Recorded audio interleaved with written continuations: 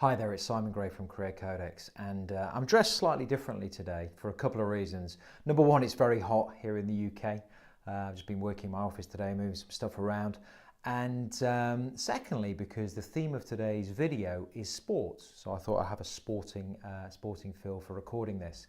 And for those of you that were watching TV at the weekend, you could not escape the sports. We had F1, Wimbledon finals, we had the UEFA 2016 final, the Euros, and we had an event called UFC 200, which perhaps less people are familiar with, but is where I'm going to start my conversation today, which really is all about lessons from sport and how you can take lessons from sport and apply those lessons to successful job search, to the job market.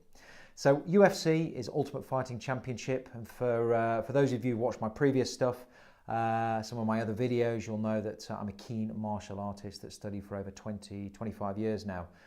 Spent some time abroad in Japan, and martial arts to me is very important for both discipline and determination. And I watched UFC 200. It took place in Las Vegas, and this is a tournament where people from different martial arts styles compete against one another to see who's going to win. And the light heavyweight champion is a guy called Daniel Cormier. And Daniel had trained for 8 to 10 weeks for his fight, only to realise that with 48 hours notice that his opponent had to pull out for various reasons. And the worst thing that a fighter experiences, probably any competitive sports person, is when they've trained hard and there's no event left to compete in. So he was bitterly disappointed, but at the last minute in steps a guy called Anderson Silva, who'd previously been the middleweight champion. Now he'd got 48 hours notice to get ready. He's a lighter opponent, so he'd not got an opportunity to put on weight, and obviously not had a chance for a training camp, but he still took the risk and took the fight. And people said to him, well, you know, why are you doing this? Isn't this a risk? Aren't you going to damage your career? And his response after the fight, which he lost, not surprisingly, his response after the fight when he was being interviewed, he said, I've got nothing to prove to anybody. The only person I've got to prove anything to is myself. Wow. How insightful is that? You know, he'd not bothered about the money, not bothered about the fame. He simply wanted to test himself in this arena, to test his comfort zone, fighting a heavier opponent at short notice, to see if he could do it. And he did do it. He didn't win, but he got a result inside. He conquered something within himself, psychologically, that will take him on to do bigger and better things, I'm sure, moving forwards. So how does this apply to the job market? Well, in the job market, it's a similar situation. You know, the psychological battle that goes on in any job seeker's head is the self-talk, often negative self-talk. You know, there are very few people that talk positively to themselves all of the time. Self-talk, this noise that goes on in our ears, tends to be self-doubt. And, you know, managing that and still being able to move forwards and push the comfort zone is a really difficult thing to do, particularly over a period of time. And if you're in the executive job market, of course, it can take you 3 months, 6 months, maybe 9 months to find your next position. And what that entails is turning up each and every day with the right mindset to push on and to move forwards, whatever the outcome for that particular day, in the belief that if you do that, the end result will take care of itself, which of course it naturally does. So it's not really about the job market, finding success in the job market. It's not about your competitors who are competing for the next, for the same opportunity as you, or your next opportunity, I should say. It's not about them. It's not about the job market. It's not about your competitors. What it is about is you. It's about what you choose to do, how you choose to do it, how you choose to talk to yourself, and how you choose to turn up each and every day in the job market. So the second event, which I watched at the weekend, was the Euro 2016 final, France versus Portugal. And I have to say I was disappointed. You know, the first 90 minutes, nothing really happened. They were playing defensively, trying to wait for the other side to make a mistake, to win the game on that basis. A very reactive approach, not a proactive approach, which you really want to see in a final of that magnitude. So what happened? 90 minutes, nobody had scored. We're into extra time. Thankfully, no golden goal. And then Portugal scored this amazing goal from somebody that they probably wouldn't have expected to score. And I mean, it was magnificent. And there was a real change, a real tide change, I felt, that after that goal was scored, suddenly Portugal had belief and they started to attack. They started to be creative. They started to be inspirational. And they started to put France really under some tremendous pressure. They could have sat back, they could have defended and grinded out the win, but instead they seemed to play creatively because they got their confidence.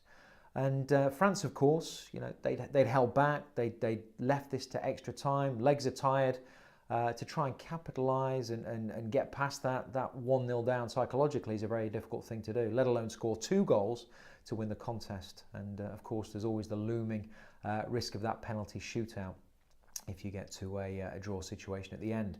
So they left it too late. And the real lesson here, I think, is that you've got to push forward from the very start in whatever it is you're doing.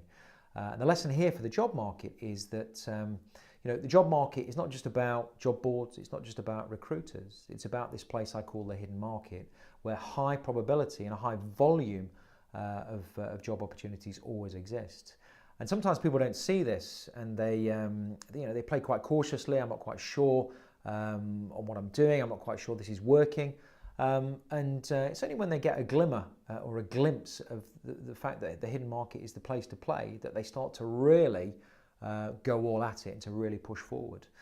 But what if Portugal and France had started to play positive from the outset, to really push forward from the outset of the game? They might have got the result earlier and in far better fashion. It's the same in the job market.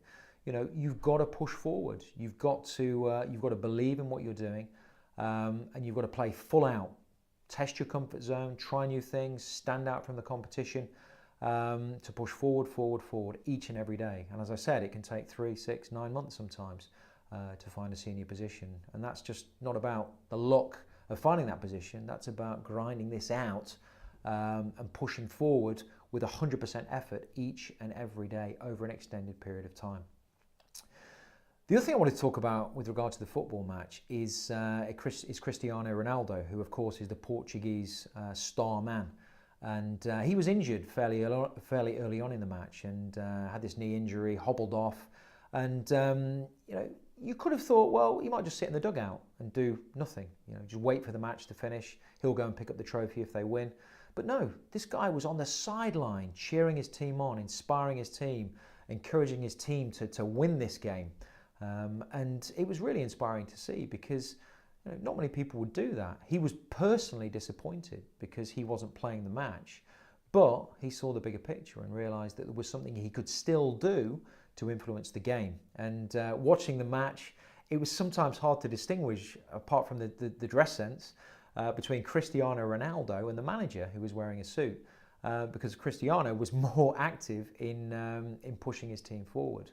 So the lesson here is that we all face rejection, we all face difficult times. Even a superstar footballer has bad days, but we can still do something and we can still push forward. And it's exactly the same in the job market.